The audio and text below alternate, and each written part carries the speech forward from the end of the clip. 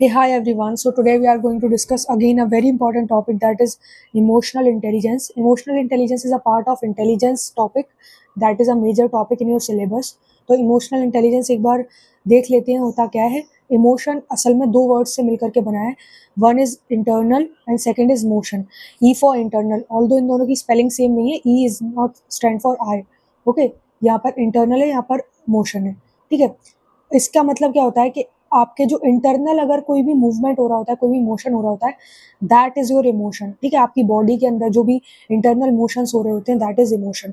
Sadness है ना, sadness of feeling of हंग्रीनेस है ना, और उसके अलावा थर्स्टी होना, ये सारे इमोशंस हैं आपके, है ना। एंग्री, सैड, हैप्पी, ये सारे इमोशंस हैं। ठीक है, तो मैकडूगल ने कहा था कि इंटरनल एक्साइटेड स्टेट को ही उन्होंने क्या कहा था, इमोशनल इंटेलिजेंट, मैकडूगल ने, है ना। McDougall also considered emotion to be working form of basic instincts. बेसिक इंस्टिंक्ट्स क्या होती हैं आपकी, जैसे कि जब बच्चा बहुत ज़्यादा छोटा होता है, जब वो अपनी इन्फेंट स्टेज में होता है, तो वो रो करके, जब उसको भूख लगती है तो वो रोता है, तो that is our basic instinct. ठीक है, तो उन्होंने इमोशंस को हमारी बेसिक इंस्टिंक्ट माना है, यानी कि हमारे अंदर ऑलरेडी होता है इमोशन, ऑलरेडी रोने वाला जो इमोशन होता है वो ऑलरेडी होता है, बहुत ज़्यादा छोटे होते हैं तब से ही होता है। ठीक है, तो इसको बहुत ज़्यादा बेसिक एंटिटी माना है किसने, मैकडूगल ने। तो मैकडूगल का नाम याद रखेंगे हम। उसके अलावा आते हैं जॉन मायर एंड पीटर सेलोवी। ये दोनों साइंटिस्ट के नाम याद रखेंगे, क्यों?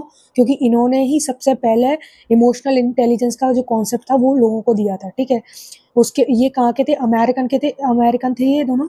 और 1990s में इन्होंने ये चीज़ को प्रपोज किया था कि इमोशनल इंटेलिजेंस जैसी भी कोई चीज़ होती है। उसके बाद में आ जाते हैं बहुत इंपॉर्टेंट पर्सन, गोलमैन। ठीक है, इन दोनों को तो याद रखनी है, साथ में गोलमैन को भी आपको अपने बुक में सुनहरे अक्षरों में लिख लेना है इनका नाम, because Goleman is very very very important. तो इन्होंने 1995 में सिस्टमैटिक स्टडी दिया और इमोशनल इंटेलिजेंस पर, और इनकी बुक थी EQ why it can be more important then IQ। मतलब IQ से भी ज़्यादा इंपॉर्टेंट होता है आपका इमोशनल क्वेश्चन। ठीक है, he is also called as father of emotional intelligence. ठीक है, अगर 80% इमोशनल इंटेलिजेंट है और 20% अगर IQ है, तो भी इंसान अपनी लाइफ में क्या हो सकता है, सक्सेस हो सकता है। EQ का उन्होंने फॉर्मूला दिया, EQ आप कैसे निकाल सकते हो, emotional as upon actual as into 100। ठीक है, उसके बाद में उन्होंने मॉडल दिए। मॉडल आते हैं इमोशनल इंटेलिजेंस के बहुत सारे, जैसे कि पहला है एबिलिटी मॉडल, उसके बाद में आता है trait model, second is mixed model. तो जो पहला मॉडल है वो दिया था जॉन मायर एंड सेलोवी ने, उसके बाद में केवी पेट्राइट्स ने और डेनियल गोलमैन ने। ठीक है, इन तीनों का बेसिक मतलब क्या है। एबिलिटी मॉडल तो इंटर इंटर इमोशंस की बारे में बात करता है, मतलब आप दूसरों के इमोशंस को अगर समझ पाते हो तो। ट्रेट मॉडल मतलब अगर आप खुद के इमोशंस को समझ पाते हो क्या। मिक्स्ड मतलब अगर आप इन दोनों के उसको समझ पाते हो क्या।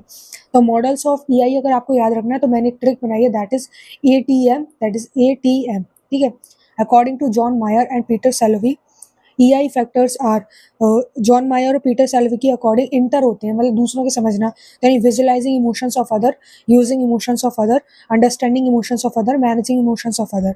उसके अलावा गोलमैन के अकॉर्डिंग 5 फैक्टर्स होते हैं इमोशनल इंटेलिजेंस के। पहला कौन से होते हैं, इंटरपर्सनल और इंट्रापर्सनल। ठीक है, डैनियल गोलमैन ने क्योंकि मिक्स्ड मॉडल दिया था। तो पहले कौन से हैं, सेल्फ अवेयरनेस, उसके बाद self motivation, self control, empathy and social skills. ये किनके, गोलमैन के हैं। इनको मैंने कैसे याद रखा था, मैक्स है। ठीक है, ये प्रीवियस ईयर का एक क्वेश्चन है, ये आया भी है, तो इस चीज़ को याद रखिएगा। Thank you so much.